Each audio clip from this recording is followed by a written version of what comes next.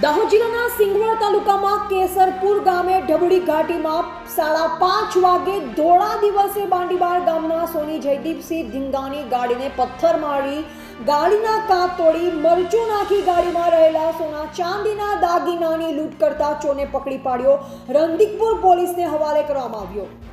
પ્રાપ્ત માહિતી અનુસાર દાહોદ જિલ્લાના સિંગવડ તાલુકાના કેસરપુર ગામે ઢબુડી ઘાટીમાં ધોળા દિવસે બાંડીબાર ગામના સોની જયદીપસિંહ ધીંગા રંધીકપુર બજારમાં તેમની સોના ચાંદીની દુકાન બંધ કરી ઘરે જતા હતા, જ્યારે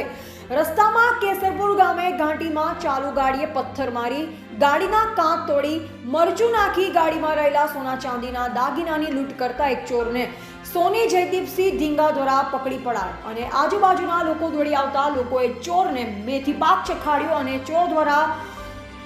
સોની માથાના ભાગે પાન મારી દેતા થોડી ઈજા થઈ। ચોરને રંધીકપુર પોલીસ હવાલે કરવામાં આવ્યો હતો। ધોળા દિવસે ચોરી કરવાનો વિડીયો વાયરલ થતા આજુબાજુના પંથકમાં ખળભળાટ મચી જવા પામ્યો હતો। સોનાનો દોરો લૂંટવાનો પ્રયાસ કર્યા હોવાના સમાચાર હાલ તો મળી રહ્યા છે અને